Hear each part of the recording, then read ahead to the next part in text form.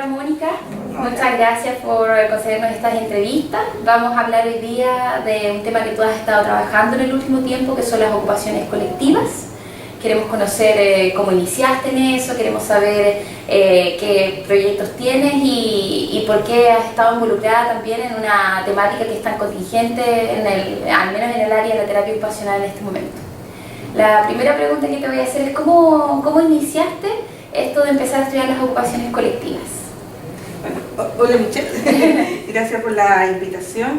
Y bueno, un poco para responder tendría que remitirme igual a mi historia, porque el tema de las ocupaciones colectivas, si bien en términos de conceptualización es nueva, yo creo que en términos de práctica no es nueva, ¿sí? Entonces, a mí me hizo mucho sentido el concepto. Yo me acuerdo que la primera vez que lo escuché fue en el año 2010, con el Erwani Rabugondo, cuando fue el Congreso Mundial de Terapia Ocupacional acá en Chile. Y a mí me hizo mucho sentido esa conceptualización, porque en ese minuto yo ya estaba haciendo clases, hacía clases en la Universidad Mayor, ahora estoy en la Universidad Andrés Bello, y en ese minuto cuando estaba haciendo esas clases, estaba tratando justamente de sistematizar mi experiencia comunitaria, donde ya lleva varios años, y tratando de hacer esa relación entre esta experiencia comunitaria y la terapia ocupacional y la ocupación, y bueno, entonces yo a los estudiantes en ese minuto hablaba de ocupaciones colectivas, pero en el sentido de comunidad, o sea, era como el sujeto colectivo, el sujeto individual, un poco en ese sentido, y de ahí como las actividades y las ocupaciones que uno hace con el colectivo. Ese era un poco el trabajo yo. Entonces cuando el Erwani plantea esto en el Congreso, a mí me hizo así como esto es, pues así, tiene que ver con lo que estoy conversando, con lo que a mí me hace sentido. Y bueno, de ahí poder un poco trabajar también esta idea de que en el fondo las ocupaciones como tal siempre son colectivas, ¿sí? Entonces claro, la experiencia comunitaria, bueno, yo partí antes incluso de egresar de la universidad, con un trabajo a nivel poblacional. Yo egresé en el año 87, 88, fue como en ese periodo, entré a la universidad en el año 83, y era un periodo súper álgido en términos políticos, sociales, y yo tenía un compromiso también social y político. Entonces trabajaba mucho en población en ese minuto, en ollas comunes, con mujeres, con niños, con jóvenes. Teníamos hartos grupos de desarrollo. Me acuerdo específicamente de la población Irma, donde yo trabajaba en Renca, yo soy de Renca. Entonces ahí el tema del hacer juntos, el comprando juntos, la olla común juntos, tenía mucho que ver con esta sensación de que la acción colectiva generaba procesos súper importantes, no solo en las personas, sino que en todo el contexto, en el fondo, ¿sí? Donde las personas estaban. Entonces, claro, o sea, pensándolo así, cuando yo egresé, las herramientas que tenía en ese minuto, imagínense, año 80 y tanto, la ergoterapia, la socioterapia y nada más, en términos de herramientas de la terapia ocupacional. Entonces, pero sin embargo, eso yo lo pude relacionar súper fuerte con el tema de la educación popular, ¿sí? Y porque yo sentía que cualquier herramienta, en el fondo, cualquier cosa que uno pudiera saber, era un saber, y ese saber compartido se construía en conjunto, y eso generaba lo que Freire llamó educación popular. Y también era un tema súper fuerte en Chile en esos años, a nivel poblacional, rescatar la educación popular como una forma de resistencia también al contexto político que se estaba viviendo. Entonces, bueno, esa historia fue avanzando, digamos, en los años, hasta llegar a los 90, al 2000, en diversos contextos poblacionales. Y ahí, claro, una cosa que yo me di cuenta que fue pasando desde los 80 hasta el 2000, fue justamente esta pérdida, ¿sí? Esta pérdida, por un lado, como del sentido de comunidad y de la acción colectiva, ¿sí? Fue súper fuerte eso en los 90, ¿sí? El quiebre fue súper fuerte. Entonces, como siempre hay un poco esta cosa como del anhelo de rescatar esta acción colectiva, y ver cómo eso se podía como volver a construir, ¿sí? A nivel social. Claro, pero en los 90 el miedo a participar estaba instalado, por un lado, y por otro lado también la instalación, yo creo, de lo que fue el neoliberalismo en términos muy potentes, que en Chile fue así como, yo creo que fue el laboratorio latinoamericano para instalar el neoliberalismo, y cómo eso caló hondo en las identidades de las personas. Entonces, como las personas también empezaron a mirarse cada vez más como ellos, ¿sí? Cada uno con su cada uno, en forma muy individual, pensando solo en lo que uno o como familia necesitaba y no el resto. Entonces, claro, ya ollas comunales no existían, la gente se fue a sus casas, fue un proceso bien complejo, yo creo, en los años 90. De alguna manera, incluso a nivel de los jóvenes, era como conocido el eslogan de no estoy ni ahí, digamos, el no estoy ni ahí fue patentado en los 90. Entonces, muy difícil como reconstruir esa experiencia del colectivo, de la colectividad. Y bueno, y de alguna manera yo creo que en la mitad de la primera decena del 2000, por ahí 2005, 2003, 2005, empezaron a haber nuevos movimientos sociales y como recuperar un poco eso. Los campamentos volvieron, por ejemplo, a ser ollas comunes porque hay un tema de sobrevivencia también importante. Hubieron actividades como que movimientos sociales, se empezaron a activar. Entonces, eso me permitió a mí, por lo menos, pensar que es posible recuperar esa experiencia. Eso por un lado. Y por otro lado, esta relación también que se genera a partir de esta comprensión individual de los procesos sociales, donde el problema es de la persona, ¿sí? No es de la comunidad, no es del contexto, donde en el fondo se deslinda la responsabilidad a los procesos solo de la persona que tiene el problema. También yo creo que en el fondo ha empezado a rebotar, ¿sí? Es como que esa política, esa forma de trabajo ha dado cuenta que no soluciona los problemas sociales y que los agudiza en el fondo. Entonces yo creo que de alguna manera todo ese contexto a los terapeutas ocupacionales nos ha empezado también a tocar, digamos.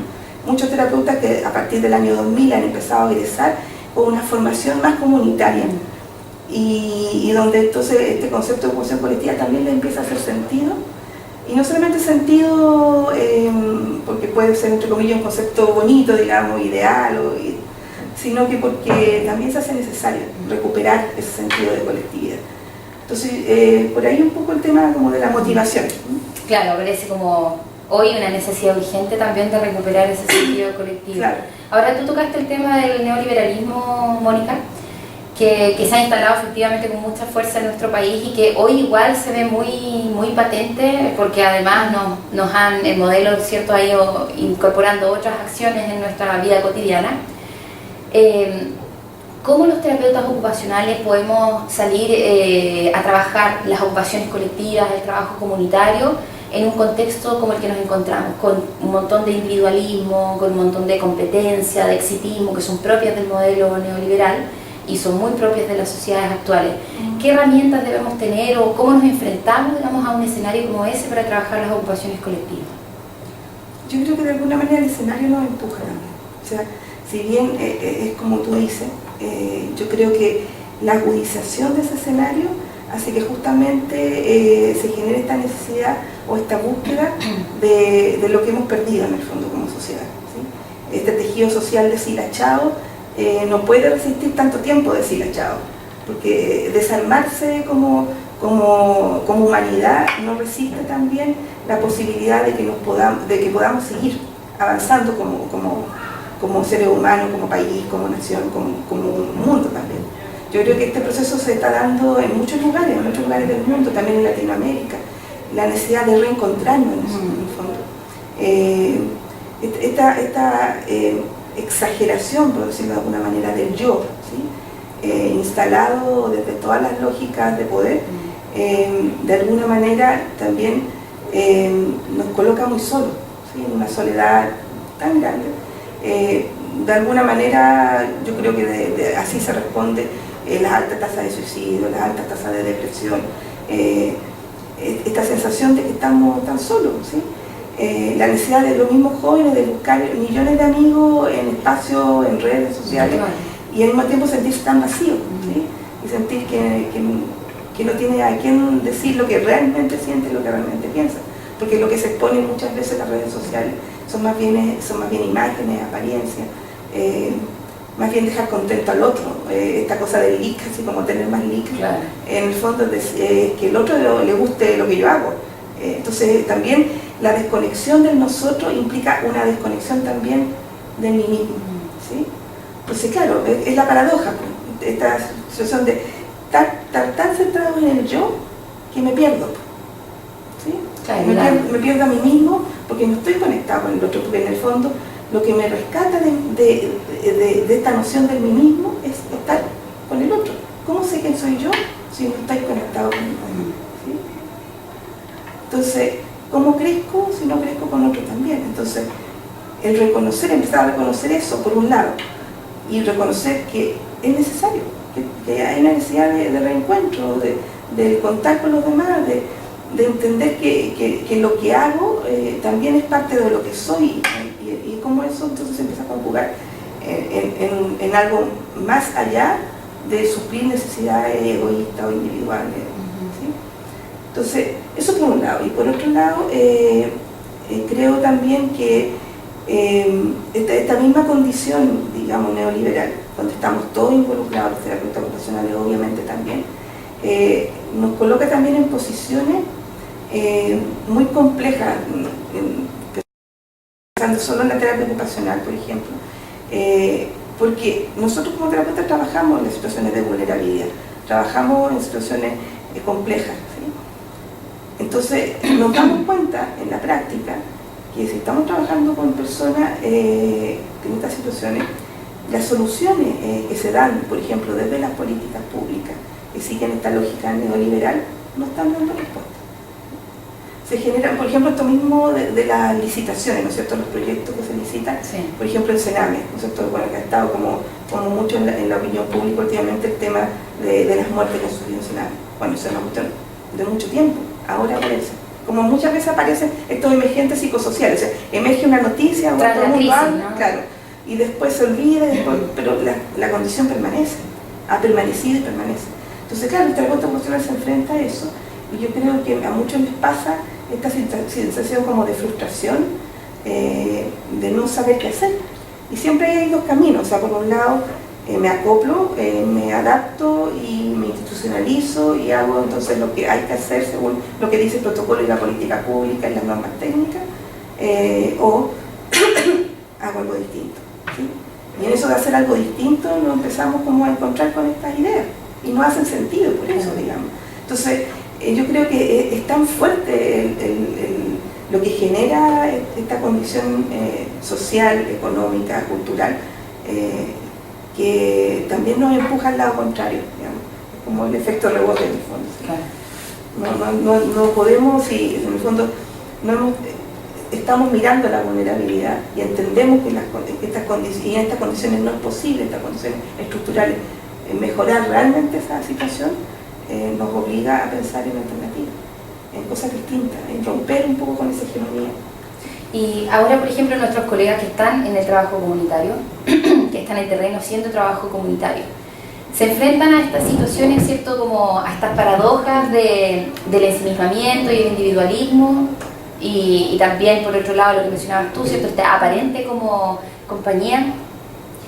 Pero se enfrentan a una problemática que es el desinterés, ¿cierto?, o el no saber la comunidad cómo hacer participación social, cómo participar socialmente en los colectivos. ¿Cómo consideras tú que la terapia ocupacional y los colegas que van a egresar, los que ya salieron, ¿cierto?, y se enfrentan a esas problemáticas en base a tu experiencia, cómo trabajamos para mejorar la participación social, para motivar al colectivo a que se una, la organización social?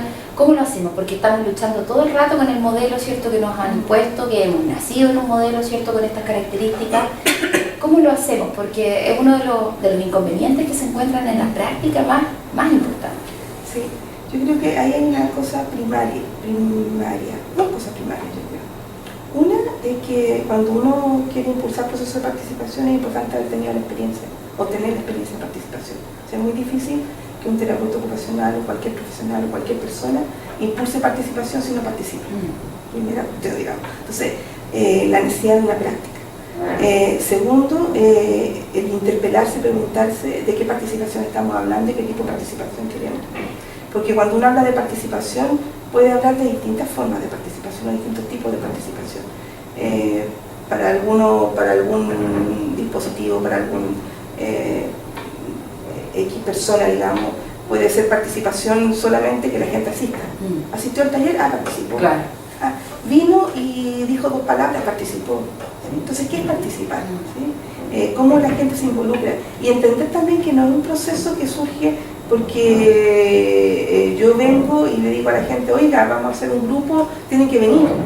No, o sea, es un proceso mucho más complejo porque implica confianza, implica sentido, implica procesos que también son colectivos, no son solo individuales, no es porque la gente quiera participar, claro, sino porque se genera un proceso donde es necesario, ¿sí? No hay otra manera de solucionar algo que no sea estando y participando y comprometiéndose. Entonces una participación genuina requiere un compromiso, requiere una vinculación, requiere un sentido. ¿Sí? Entonces cuando vengo yo desde fuera, ¿sí? a hacer una intervención, como un externo a intervenir en un lugar, y le digo a las personas, oiga, participemos, ¿desde dónde me estoy parando? Esa es la primera pregunta. ¿Quién soy yo ahí en esa relación? ¿Sí? ¿Cuál es la relación de poder que puedo estar estableciendo? ¿En qué sentido pido la participación de las personas? Porque muchas veces esa participación es para cumplir, por ejemplo, las metas que puede tener un CEFAL, un COSAN, un CCR. ¿Sí? ¿Y tiene sentido para las personas? Entonces yo creo que ahí hay cosas que responderse previas a. ¿Sí? Y la gente también va queriendo participar o perdiendo el miedo a la participación en la medida también en que ellos están involucrados en ese proceso. De construcción. Claro, de construcción de la participación. ¿Sí? Entonces, y es un proceso largo, tampoco resulta de la noche a la mañana. Eso es súper relevante, Sí. porque yo veo normalmente queremos como que las personas empiecen a participar y tampoco han tenido experiencias previas de participación. Por ejemplo, no han participado en el colegio, no han participado a lo mejor en la universidad, en su entorno de la comunidad, y de repente queremos que solamente porque hacemos un taller, ¿cierto?, donde pedimos que vayan, la participación se está haciendo, lo que tú mencionas. Claro. Y claro, ese cuestionamiento previo, al menos cuestionar la forma en que nos acercamos y la forma en que se construye la participación. Exacto. Eso me parece interesante. Y también considerar la historia de esa comunidad. O sea, porque hay comunidades que han sido altamente instrumentalizadas, donde va todo tipo de institución a intervenir desde fuera. O sea, ¿cuál es el sentido de eso? ¿Cómo se está usando la gente para justificar incluso gasto de recursos en el fondo? ¿Sí? Entonces es bien complejo. ¿Sí? Yo creo que hay que considerar muchas cosas ahí y también el tema cultural, social, económico, las necesidades. O sea, no es decir, hagamos un taller, no, así no funciona. Yo creo que es muy interesante algo que mencionaste de no solamente el tema es buscar la participación, sino que también dialogar con ellos cómo construimos juntos la participación. O sea, es previo a iniciar lo que queremos en que participen o que estamos buscando, es cómo construirse también como un sujeto que participa socialmente, que hace ciudadanía, ¿cierto?, que genera colectivos también. Claro, claro. Eso es súper potente desde el punto de vista de iniciarlo desde mucho antes, ¿no? Exacto. Buscar todo lo previo. Mónica, y finalmente, ya para ir terminando la entrevista, ¿consideras tú que las ocupaciones colectivas son una forma, una herramienta para la transformación social en el contexto que estamos actualmente? Ahí te voy a contestar en dos niveles. Uno, que, a ver, cuando uno dice ocupaciones colectivas, yo la otra vez te comentaba también, creo que ahí, a mí me hace sentido por lo que te contaba, por la historia, por rescatar el sentido de colectividad en el concepto, digamos. Pero yo creo que desde la terapia ocupacional, toda ocupación es colectiva. ¿Sí? O sea, no es que, porque cuando uno dice ocupación colectiva, es como decir al mismo tiempo existe una ocupación individual. Exacto, separada. Y yo creo que no es así. Yo creo que la ocupación en tanto construcción social, en tanto producida socialmente por cierto contexto histórico, comunitario, social, económico, cultural, etc. Claro, se genera a partir de esas condiciones que son sociales, que son colectivas. Viviendo en un contexto neoliberal, igual lo que se produce es social, ¿sí? Entonces, entonces en ese sentido, claro, uno podría decir toda ocupación, ¿sí?, producida socialmente es colectiva, siempre. Incluso las ocupaciones o las actividades más individuales, ¿sí?, son producidas. Incluso uno podría decir la ocupación en tanto individual, en tanto desempeño solo, puesto solo en el sujeto, también es una producción colectiva, porque se da en un contexto social donde todos estamos pensando como terapeutas ocupacionales que la ocupación es individual, claro, y los sentidos y significados son individuales. Claro. Entonces, en ese sentido, yo parto de esa premisa también. O sea, ahora, teniendo claro eso, que toda ocupación es colectiva, uno podría cuestionarse, bueno, ¿qué sentido tiene hablar de ocupación colectiva entonces? Y ahí rescato lo otro que estábamos comentando, que para mí tiene el sentido de poder justamente poner en el discurso la idea de la colectividad. ¿Sí? Tensionar también. Claro, y en ese sentido poder como visibilizar esta condición de la ocupación, digamos, en tanto colectivo. ¿Sí? Entonces, yo creo que ahí están un poco esas dos cosas. Y ahí la posibilidad que tiene visibilizar en el fondo, no la ocupación colectiva en sí, porque hay ocupaciones que colectivas por esta misma condición social pueden ser alienantes también. ¿Sí? Hay ocupaciones colectivas que generan control social. ¿Sí? Lo mismo terapeuta ocupacional, en tanto terapeuta ocupacional y siendo su ocupación, la terapia ocupacional con otros, pueden ser agentes de control social también. Sí. ¿Sí? Cuando yo instalo el taller, ¿sí?, y digo, chuta, la gente no vino, ¿sí?, al taller, no participó, ¿sí?, estoy instalando un dispositivo de control social sobre las personas. Claro. ¿Me explico? Entonces, en ese sentido, no en sí misma la ocupación colectiva no necesariamente es liberadora, no necesariamente es emancipadora. ¿Sí? Lo que puede ser emancipador, liberador, generador de transformaciones, es la conciencia que el terapeuta ocupacional puede tener sobre las ocupaciones que realiza con las personas, con los sujetos con los que trabaja. ¿Sí? Y cómo nosotros también propiciamos esa conciencia en las personas que también, con las que estamos trabajando, con las comunidades. ¿Sí?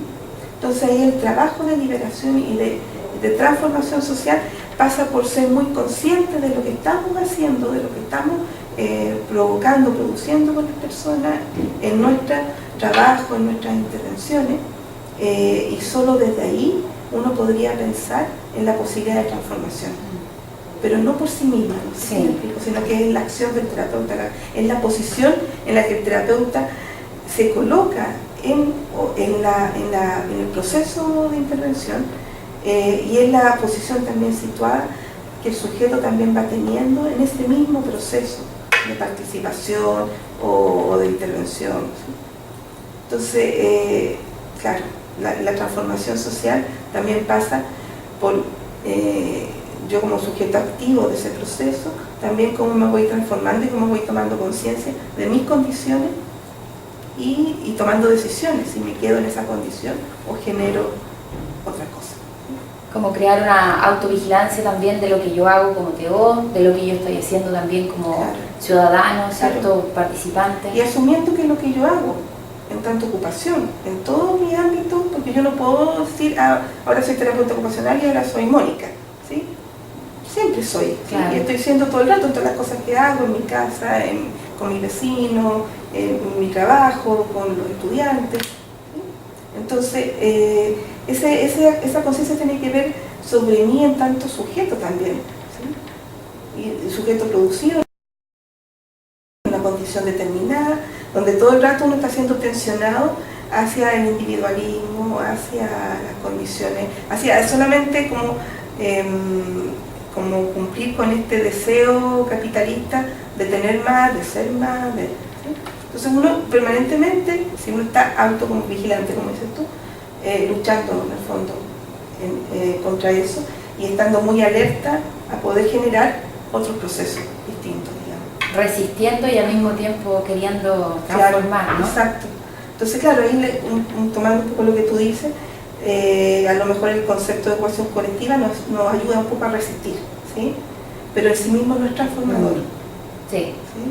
Sí, no, me queda súper claro. Y de hecho tiene mucho sentido entendiendo como la estructura social, o sea, efectivamente estamos todo el tiempo haciendo colectivos, aunque en la forma, ¿cierto?, en el hacer se vea como individual, pero en el fondo la construcción es siempre colectiva, porque es histórica, porque o pertenece a una institución, o pertenece a una comunidad, ¿cierto? O a una historia también de vida, y eso ya lo hace colectivo también. Claro. Y ese poder está en el punto de hacerlo como transformación social también, pero por su carácter de cómo el terapeuta ocupacional es posible que lo tome, ¿no? Y que lo ponga como una temática también de interés en el contexto. Bueno, Mónica, quiero agradecerte muchísimo por la conversación. Ha sido súper interesante poder escucharte a partir de la experiencia que tienes en el trabajo comunitario. Así que muchas gracias por poder compartir con nosotros. Pues gracias, Michelle. Ojalá les sirva. Gracias. Que estén bien. Chao.